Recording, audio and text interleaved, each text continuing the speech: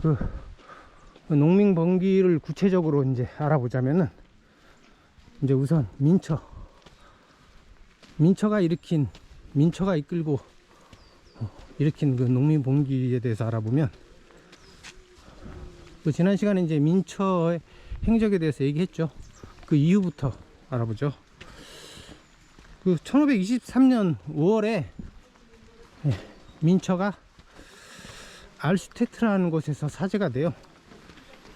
이 알슈테트도 작센주에 있는 것 같은데, 여기로 가면 이제 직진하면 보국문이고, 왼쪽으로 가면 대성문이에요. 저는 보국문으로 가서 거기서 북한산 능선에서 그 북한 산성을 따라 그 용화문까지 쭉 갈 거예요. 거기가 아주 평지가 많기 때문에 거기서 맨발 걷기 할 생각입니다. 이 알슈테트에서 이제 민처가 주일날 설교를 할 때마다 외부에서 2,000명이나 왔대요. 민처의 설교를 듣기 위해 가지고. 여기 조그만 폭포도 있네. 겨울에는 이게 눈에 안 띄었는데 얼어가지고, 이야, 좀 규모만 컸으면 볼만했을 텐데. 근데 그 당시에 알슈테트 인구가 전체가 600명 밖에 안 됐어요. 그러니까 외부에서 훨씬 더 많이 오니까 완전히 뭐 그 좁은 마을에 그냥 완전히 호떡집에 불난 듯 했겠죠. 응? 민처가 엄청나게 대중적인 설득력이 있던 그런 사제였던 것 같아요. 호소력이 상당히 큰, 설교를 잘하는 아주 대단한 사람이었던 것 같아요. 그래서 이제 민처 추종자들이 많이 생기게 되는데, 이 추종자들이 이제 민처 설교를 듣고서 그 말레 바허라는 데가 있었는데, 그 근처에 이 성당을 불태워버려요. 그래가지고 말썽을 일으키고, 민처가 하라고 한 건 아닌데 이 사람들이 스스로 그냥 한 거죠. 그리고 1524년 5월에 그 알슈테트 동맹이라는 거를 만들어요, 민처가. 그래가지고 한 30명의 농민으로 구성했는데, 이게 민처가 이제 이 농민 봉기를 이렇게 하라는, 농민 봉기하라고 이렇게 사람들을 설득하고 그러니까 당연히 이제 여기에 대해서 통제가 들어올 거고, 그런 신비한 위협을 느껴가지고 이제 일단 만든 것 같아요. 근데 이게 여름에는 500명으로까지 불어나요. 상당한 세력이 됐죠. 그러니까 이게 이 소문이 이제 밖으로 안 퍼질 수가 없죠. 여기서 뭔가 일어날 것 같다. 그래가지고 6월에 이제 루터가 알슈테트에서 뭔가 소요가 있을 것이라는 것을 알아채고서 팜플렛을 하나 만들어요. 그래서 그 제목이 반역정신에 관하여 작센의 왕자들에게 보내는 편지를 쓰는데, 거기서 알슈테트의 반역정신, 민처죠. 민처가 피해 굶주린 사탄이고, 이 사탄을 단호하게 처리하라고 편지를 써요. 그 정도로 당시에 이게 알슈테트 상황이 굉장히 위험했다는 거죠. 그래가지고 이제 그 주위에 이제 영주들이 불안해가지고, 여기 화장실이 많아요. 여기 정릉계곡엔. 그 민처의 주장하고 그 알슈테트의 동향을 살피기 위해 가지고 영주들이 민처에게 설교를 하라 그래요. 그래가지고 영주들을 모아놓고 설교를 하게 되는데, 7월에 거기에 이제 민처가 부패한 사제들을 비판하고, 그 다음에 영주들에게 부정한 자를 치라고 이렇게 요구를 해요. 여기서 부패한 사제나 부정환자 루터를 말하는 거예요. 루터를. 이때는 그러니까 이미 민초가 루터하고 완전히 결렬이 돼 가지고 서로 사이가 완전히 벌어져 가지고 서로 이제 비난하기 시작했는데, 그 민초가 이제 영주들 앞에서 어떻게 설교를 했냐면 굉장히 과격하게 설교를 해요. 지금 우리 앞에 펼쳐진 광경은 참으로 아름답습니다. 모든 뱀장어와 뱀이 부도덕하게 하나의 큰 무더기 속에 함께 결합되어 있습니다. 사제들과 모든 악한 성직자들은 뱀이고 세속의 영주들과 통치자들은 뱀장어들입니다.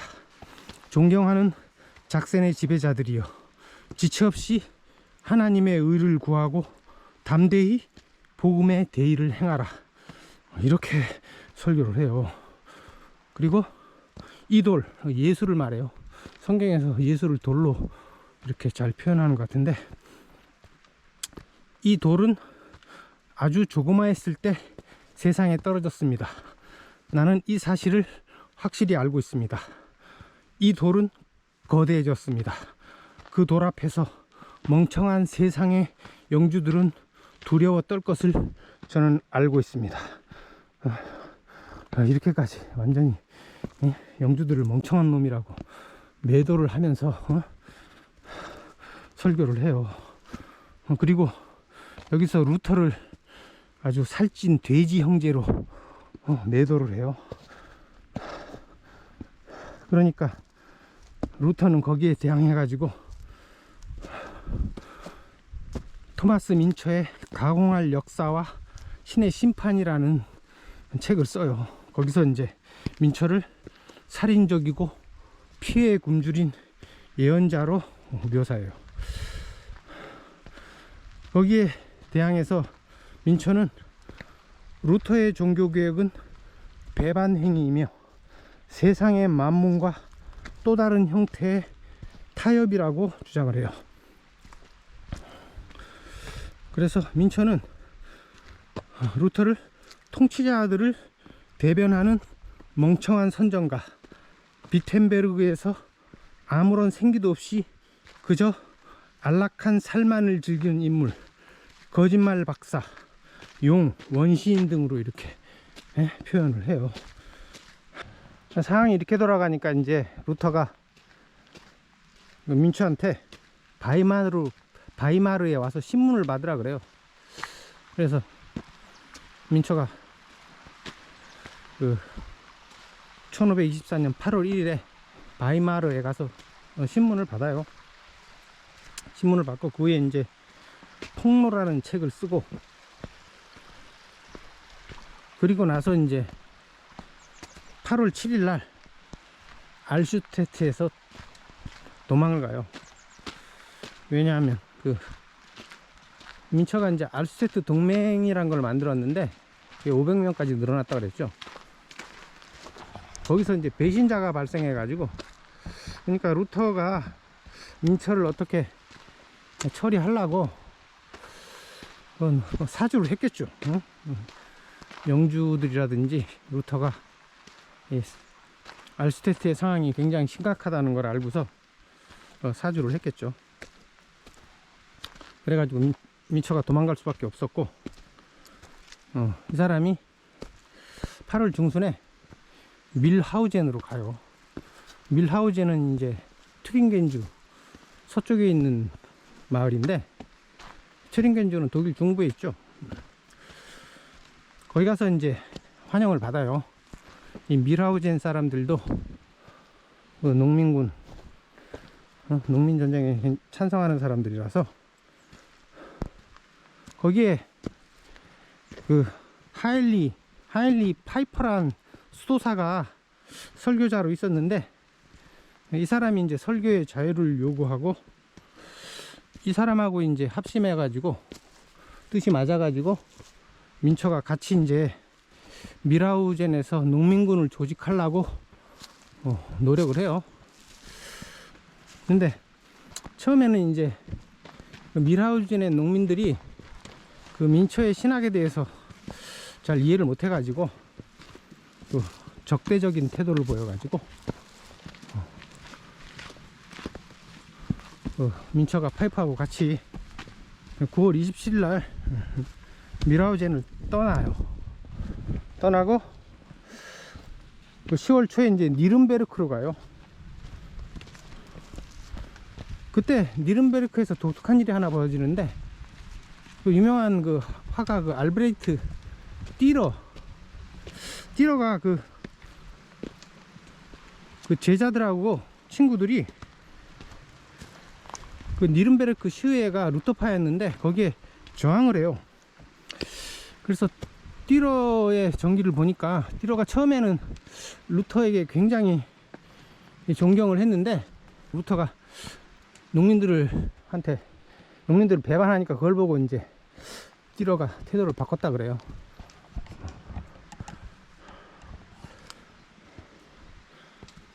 거기서 이제 민처가 또 책을 하나 출간을 해요. 신앙의 명백한 폭로라는 출간을 하고, 또 니른베르크에서 또 농민 반란을 획책했겠죠.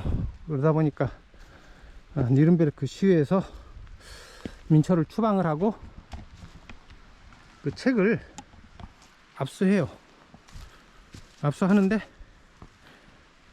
또 민처는 또 변론서란 책을 또 써요. 그리고 니른베르크에서 쫓겨나니까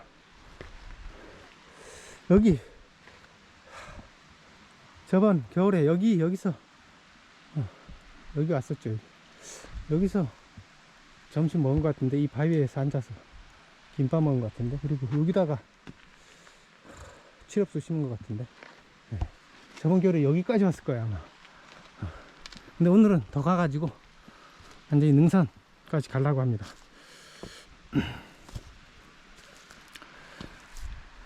민처가 니른베르크에서 처방당하고 그 농민 반란이 일어난 그 남서부에 있는 해가우와 클레트가우라는 것을 방문을 해서 이제 그 농민 반란의 그 현장을 이제 직접 봐요. 그리고 12월 13일 밀하우젠으로 다시 돌아와요. 거기서 이제 그 농민들하고 화해를 했나봐요. 해가지고 거기 밀하우젠의 농민군을 민처하고 파이프가 다시 이끌게 돼요. 그래서 그 다음해인 1525년 3월 17일에 시의회를 새로 결성을 해가지고 선거를 통해 가지고 그 시의회 이름이 영원한 의회예요.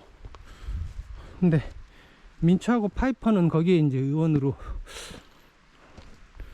의원이 되지는 못했다 그래요. 그리고 4월 27일 날 공식적인 군대를 창설하고 그 무장 민병대를 만드는데, 그 민병대 이름이 신의 영원한 리그라고 이름이 붙였어요. 그래가지고 그 깃발이 바로 아까 얘기한 그 흰 바탕에 무지개가 그려져 있는 깃발이었다 그래요. 그리고 카톨릭 교회 재산을 몰수하고 무기를 구입하고 수도원에 막 포격도 하고 본격적으로 이제 농민 반란에 가담을 한 거예요. 길이 이제 험해지네요.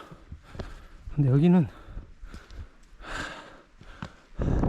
이 코스가 능선까지 탁 올라가는데 이게 2.3km 들어요.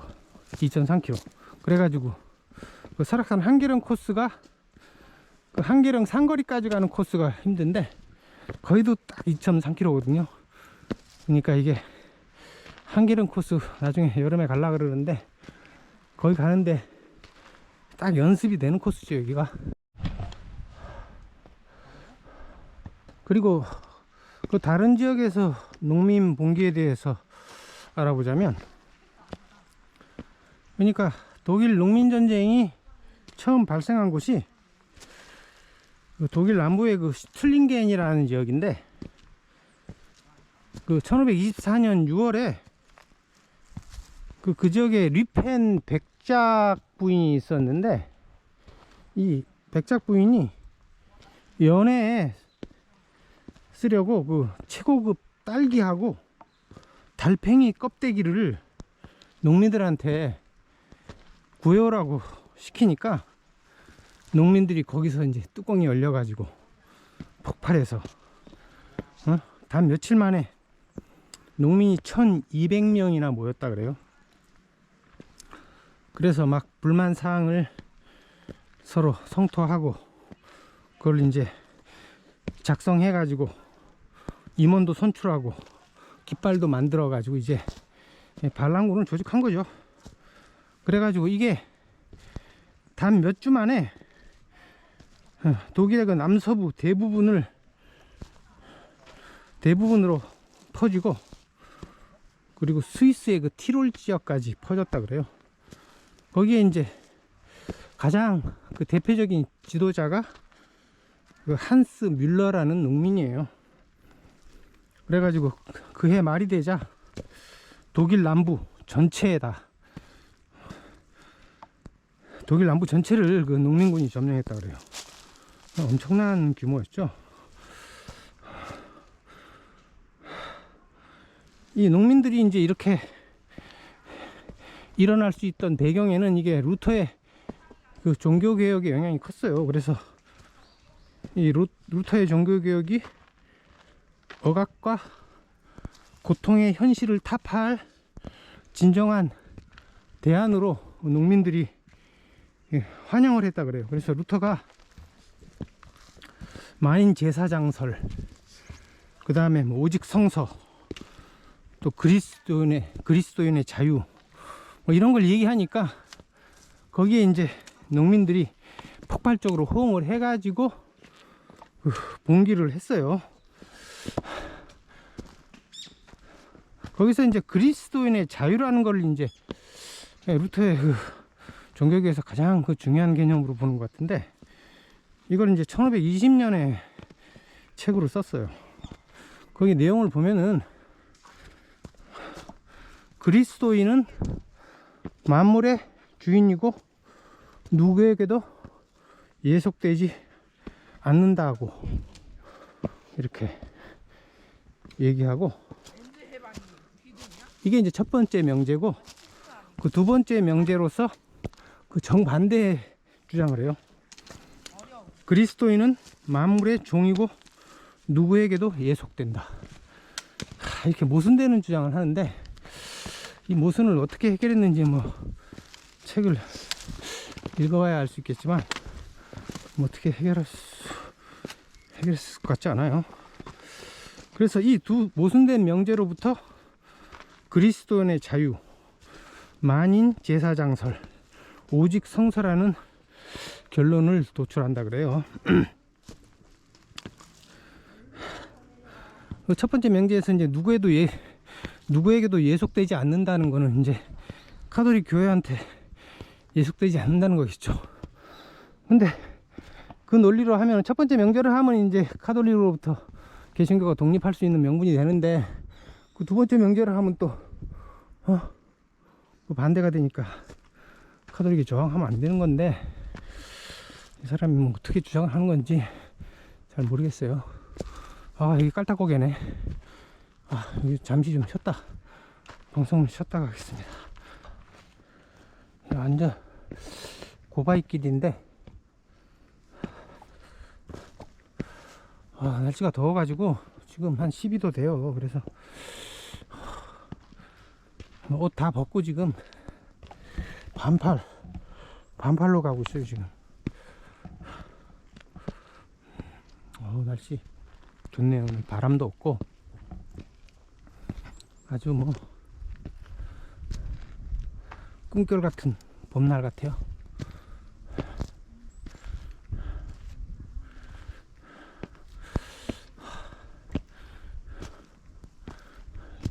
여기까지는 이게 스틱이 필요 없어요. 지금 뭐 요 고바위길이긴 한데 이 돌길로 잘 돼 있어 가지고, 계단이 잘 돼 있어 가지고 굳이 뭐 스틱 안 써도 크게 무리 없이 올라갈 수 있는 수준이네요.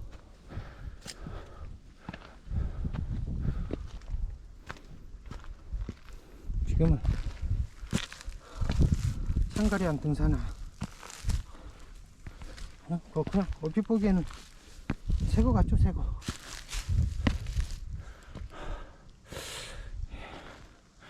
이 캠프라인이 이 중등산화를 이 가죽을 두껍게 해가지고 이게 괜찮은 것 같아요. 이거 그래서 오래 가는 것 같아요. 아, 여기 벤치 있고 테이블 있는데 여기서 밥 먹고 가겠습니다. 오늘도 컵라면 가져왔습니다.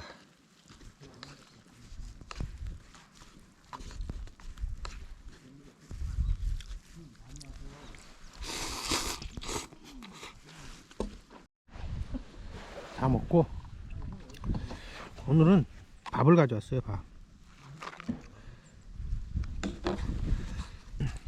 그냥 요 작은 컵라면 하나로는 뭐 이거 남자들 양이 안 차고,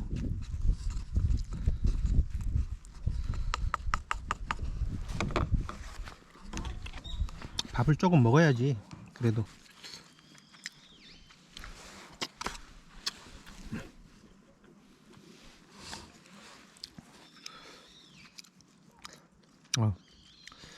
밥이 식어가지고, 이게 라면 국물에는 식은 밥이 더 맛있대요. 여기서 점심 먹고 다시 출발합니다. 여기서 중국인 유학생을 만나가지고 한참 얘기했어요. 그래서 너무 시간을 소모했네요.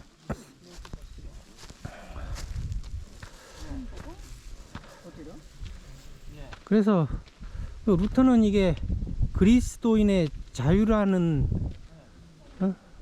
책을 써가지고, 그러니까 누구나 그리스도인이라면은 카톨릭으로부터도 독립해야 된다는 거고,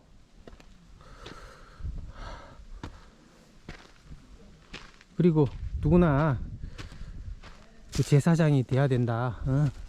카톨릭 신부만 제사장이 아니라 누구나 제사장이 돼야 된다. 이런 말을 하니까 이제 농민들이 거기에 이제 완전히 호응해가지고 농민 봉기를 일으켰는데, 그리고 이제 농민들이 그 루터한테 그 농민 반란에 대해서 지지해 달라고 여러 차례 요청을 했어요.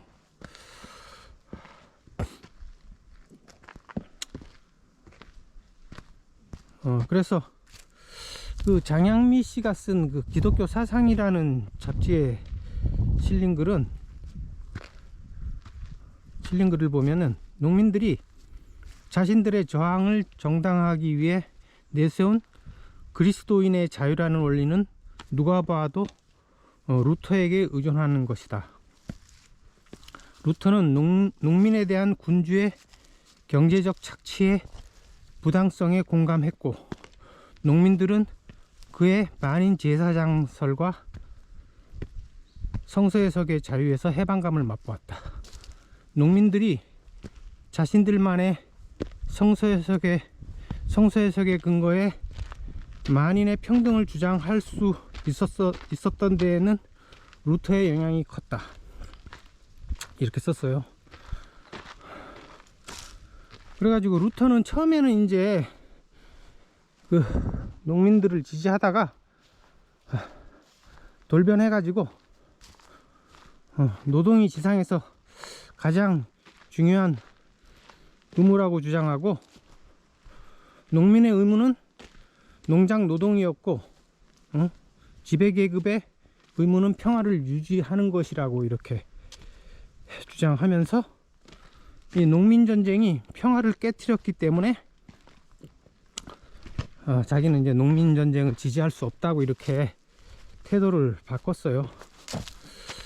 여기서 보면 이제 루터도 칼뱅하고 똑같이 그 노동 신화를 퍼뜨리고 있죠. 이게 이제 당연히 자본가의 요구에 따라서 이런 노동 신화를 퍼뜨리는 거고, 이게 뭐 우연이 아니라 칼뱅하고 루터가 이렇게 노동 신화를 똑같이 퍼뜨리는 게 우연이 결코 아니고, 이게 뒤에 자본가가 있다는 얘기죠. 이게 종교교육이 철저히 자본가의 지원에 의해서 이루어졌다고 하는 제 주장을 뒷받침하는 근거가 되는 거죠. 이게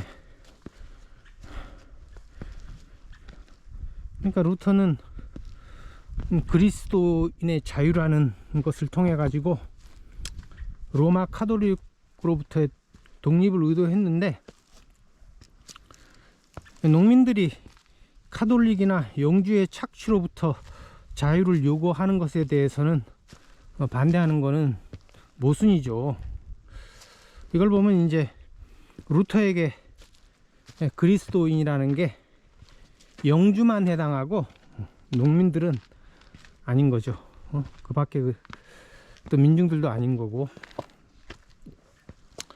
장영미 씨가 이제 기독교 사상이라는 잡지에 쓴 또 주장을 보면은, 그러나 자유라는 문제 앞에서 둘 사이의 신뢰는 깨지고 만다. 그러니까 루터와 농민 간의 신뢰가 깨진다는 얘기죠. 루터의 영적 자유와 농민의 정치적 자유가 전면 충돌한 것이다. 교황의 감사합니다. 외적 지배에 대한 저항 담론으로 등장한 루터의 자유론이 농민 억압의 수단이 된 것은 역사의 아이러니이다. 루터의 영적 자유론에서 농민들이 할 수 있는 최대한의 저항은 합법적 테두리 내에서 항의하는 게 전부였다. 농민은 재판관 앞에서 자신의 딱한 처지를 호소할 수는 있었지만 강제적 재산 몰수가 집행될 때 무력 저항은 금지되었다. 그리스도인의 자유의 본질은 외적 자유가 아닌 내적 자유에 있기 때문이다. 그래서 이 루터의 그리스도인의 자유라는 게 이게 혼자만의 그 아주 개인적인 정신 승리일 뿐이지 그 실질적인 내용이 없는 공허한 것이죠. 오직 영주들만 카톨릭으로부터의 자유를 획득하고 그 농민이나 그런 민중들에 대한 착취권을 배타적으로 영주들이 이제 소유하게 된 거죠. 종교개혁 이전에는 그 카톨릭도 민중을 같이 착취했는데, 이제는 영주들만 배타적으로 착취권을 가지게 된 거죠.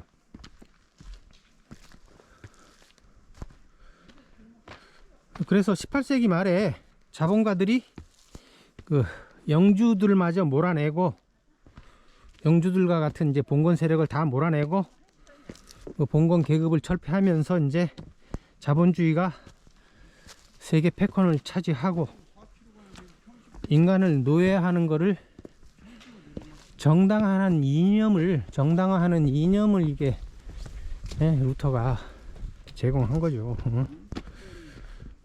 여기 다리네요, 다리. 여기 아직 보흥문 1.2km 남았어요. 난 거의 다 올라온 줄 알았더니 아직 한참 남았어요. 근데 길은 좀 고바위가 이제 끝나가지고 훨씬 완만해서 괜찮은데 뭐 충분히 방송해도 되겠네요.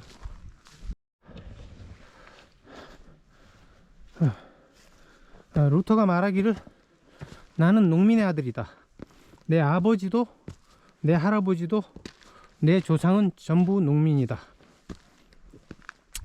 이렇게 말하면서 농민들을 배반했죠. 근데 민초는 귀족 출신이에요.